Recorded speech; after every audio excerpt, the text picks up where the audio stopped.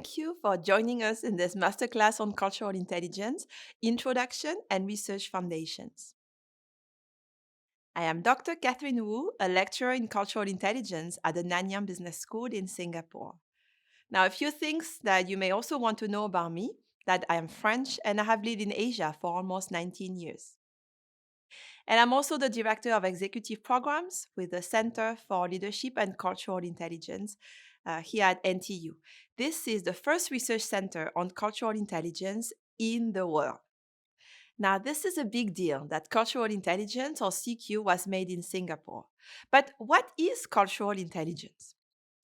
CQ is a skill of people who can adapt successfully to multicultural environments and situations where there is cultural diversity. That is, situations where people who are different in terms of nationality, race, ethnicity, language, religion, and all kinds of other characteristics work together. The concept of cultural intelligence was first introduced by Professor Soon Ang from NTU in Singapore and Christopher Early in their book Cultural Intelligence: Individual Interactions Across Cultures. The science on CQ builds on 100 years of research on intelligence and shows that culturally intelligent people have four qualities. First, CQ drive. This is a motivation to work across cultures. Second, CQ knowledge. This is the knowledge that you have of the rules in other cultures and how these rules are similar and different. Third, CQ strategy. This is the mental capabilities to learn from cultural interactions by being aware of the role of culture, planning with culture in mind, and checking your assumptions. And fourth, CQ action, which is a flexibility to change behaviors when interacting with people from other cultures so that you can show appropriate behaviors.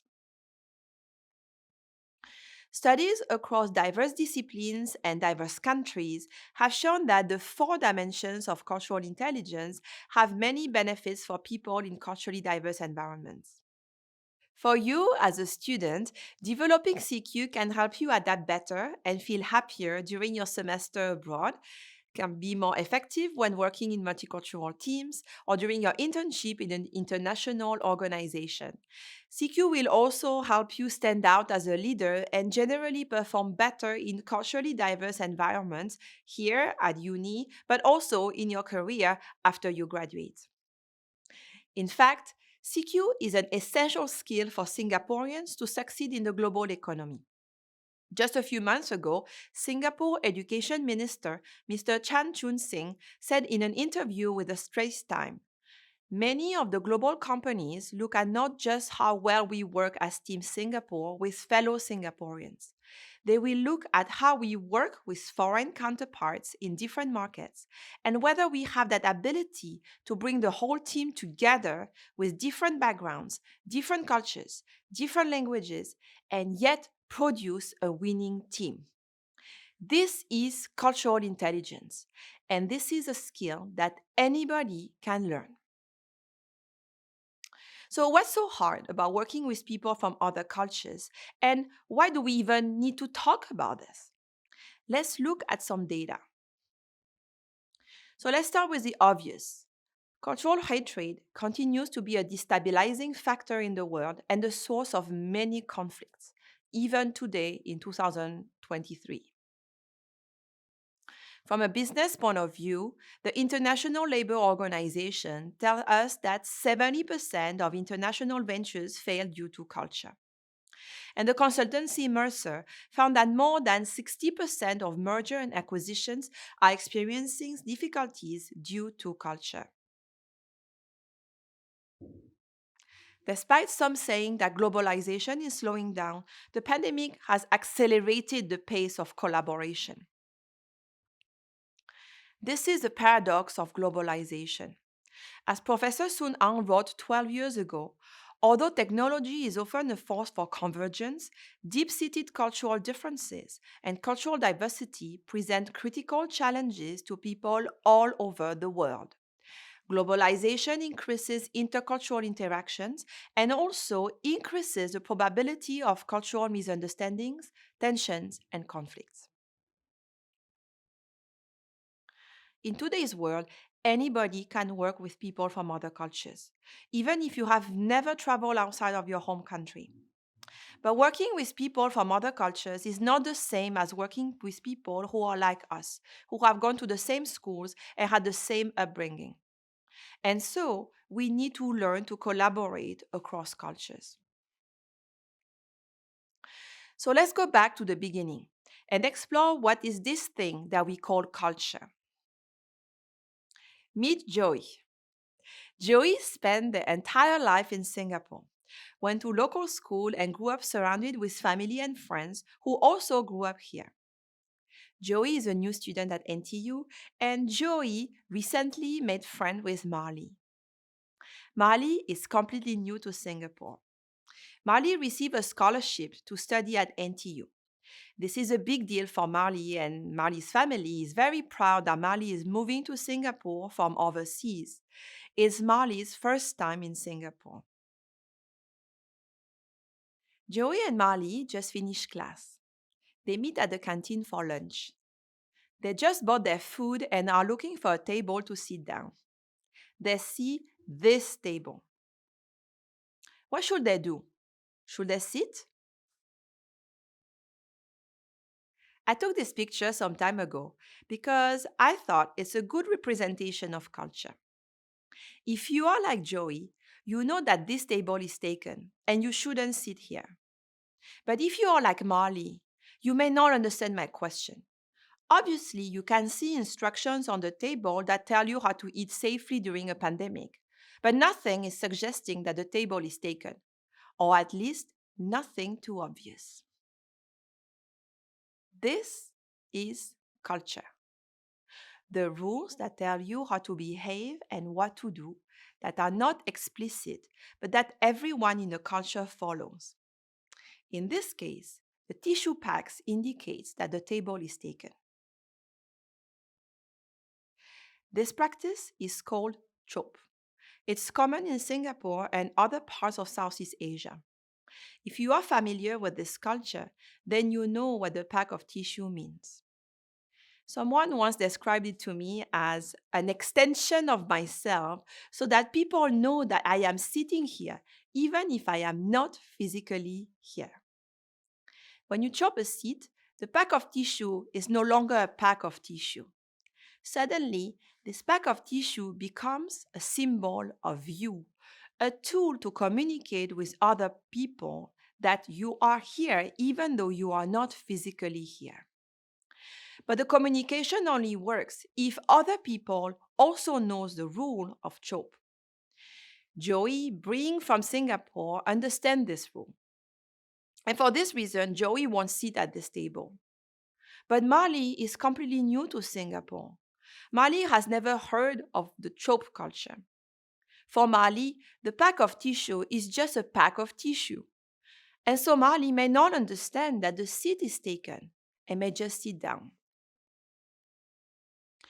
Chop is a simple illustration to the invisible rules that constitute cultures. It is these invisible rules that make cross-cultural interactions so confusing. As a cultural anthropologist, Edward Hall said, most people are not conscious of the elaborate patterning of behavior which prescribes our handling of time, our spatial relationships, our attitudes toward work, play, and learning. In addition to what we say with our verbal language, we are constantly communicating our real feelings in our silent language, the language of behavior. Sometimes this is correctly interpreted by other nationalities, but more often it is not. So to succeed across cultures, we need to understand the cultural rules. This is CQ knowledge. And CQ knowledge can help us prevent uncomfortable situations, such as what happened when my friend went to Indonesia.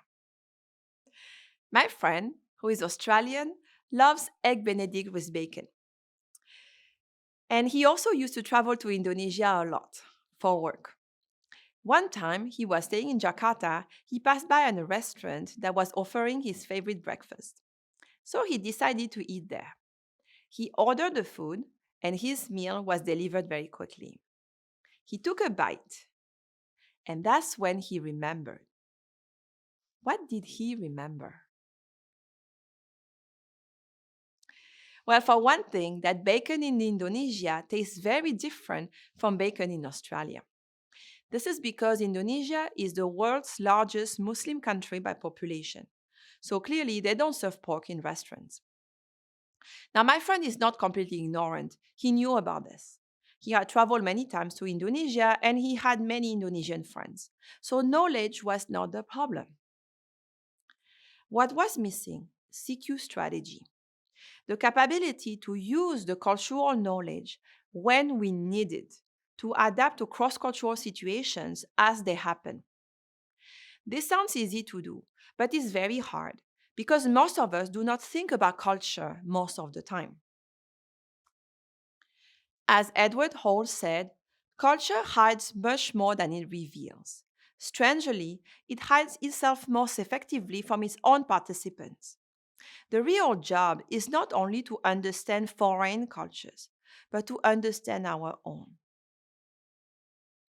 And this is especially critical when we communicate with people from other cultures, because people from different backgrounds have very different ways to communicate. For instance, in some cultures, when people disagree, they just say, I disagree. But in other cultures, when people disagree, they say something more along the line that, it's an interesting idea. Maybe it would be better if we did it another way. The problem is that people who disagree very directly do not necessarily understand when somebody disagrees in a more indirect way. And people who prefer indirect communication can feel hurt or insulted when people are communicating with them too directly. So we also need to learn to flex our behaviors. This is CQ action. You have CQ action when you can easily change your preferred way of behaving or of communicating and adopt new ways that are more effective across cultures. For instance, you have CQ action if you can easily disagree very directly and very indirectly, depending on who you are talking to. Everything I have described so far takes a lot of effort. People don't succeed every time. Sometimes, when crossing cultures, things can get difficult. The uncertainty can be stressful. We can become tired of adapting all the time. We make mistakes. We embarrass ourselves. Sometimes we even offend people. These things can happen even when we are culturally intelligent. So, to stay motivated, we also need CQ drive, the energy and confidence to persevere through the challenges of intercultural situations. That's it. Now you know the 4 dimensions of cultural intelligence: CQ knowledge, the knowledge of culture rules in other cultures; CQ strategy, the mental capability to use your cultural knowledge to learn from cross-cultural interactions; CQ action, the flexibility to change behaviors when interacting with people from other cultures; and CQ drive, the motivation to work across cultures. So how is your CQ? Let's take a short test. So here you can see a question. I know the rules of other cultures and how they are similar and different. Take a moment to reflect. Where are you on the scale?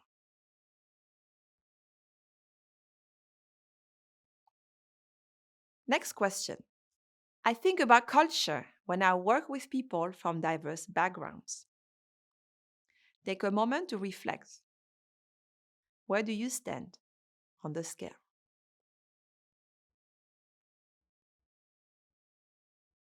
Next question.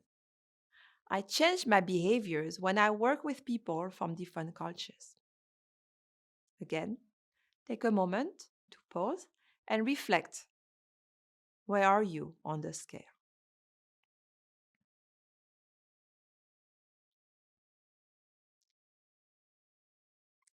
And the last question: I am motivated to work with people who are different from me. Again, take a moment and see where you are on the scale.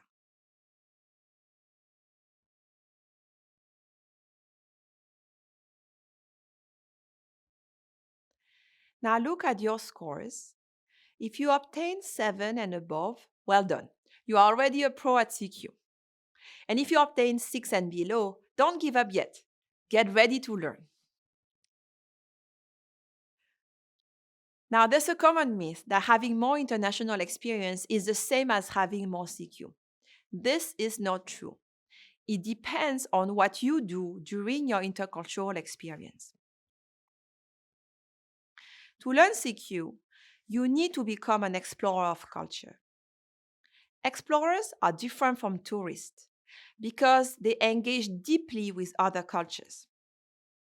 So let's take another quiz to see how you can become an explorer. So first question: who seeks new experiences? Talk to people who are different, tries new food, participates in different cultural activities and festivals. Tourist or explorer? Explorers. Next question: who observes how people from different cultures interact, notices differences, and recognizes similarities with their own culture without judgment? Tourist or explorer? Yes, explorer again. Next: who thinks of why things work the way they do to better understand people in that culture and use this information to learn more how things work in other cultures? Tourist or explorer? Explorers. Who tries different behaviors to see what is most effective in other cultures? Tourists or explorers? Of course, explorers. Now, last question: who enjoys a relaxing afternoon on the beach? Tourists or explorers? Everyone. Now, CQ is like riding a bike. Sometimes we need to take a break. You know what else? Anyone can learn CQ. You just need to get started. But not everyone can join the Tour de France. To become very good at CQ, you need to practice. So don't wait. Start engaging with people from other cultures. Speak to your neighbors. Work with international students in your classes. Join activities and clubs with diverse people. There is a beautiful journey ahead of you. Now we have come to the end of this masterclass. Let's take some questions from the audience. Okay, so first question: what CQ courses can I take at NTU? That's a good question. So at NTU, we offer 2 CQ courses for undergraduate students at NBS.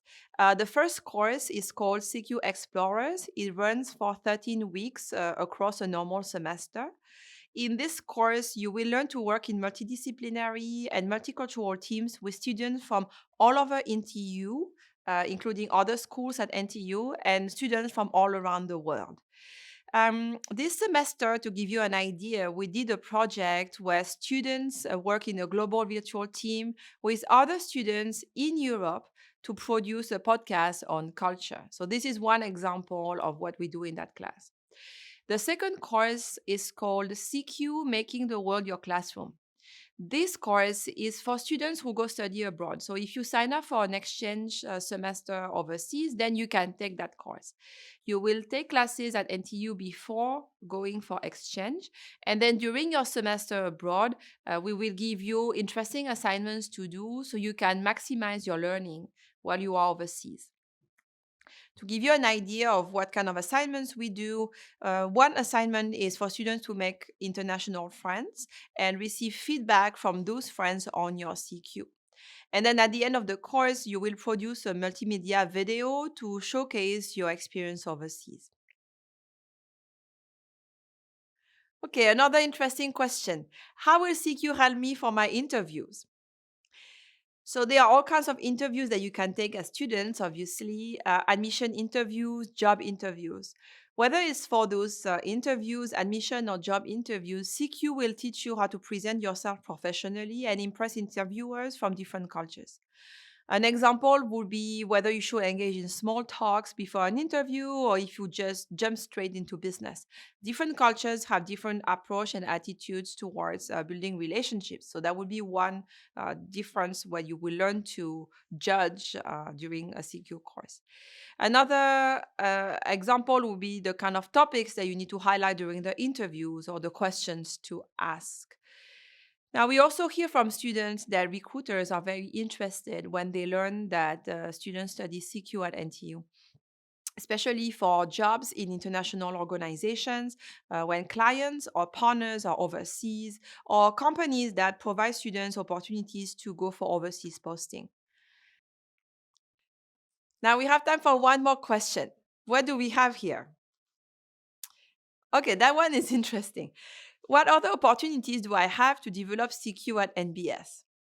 At NBS, we don't just give you the theory, we make sure that you also have the right exposure through exchange semesters abroad, overseas internships, international competitions. Now, our research showed that because you have learned the CQ knowledge, the strategy, the action, and the drive in our classes, then you have all the tools that you need to benefit the most out of all these experiences.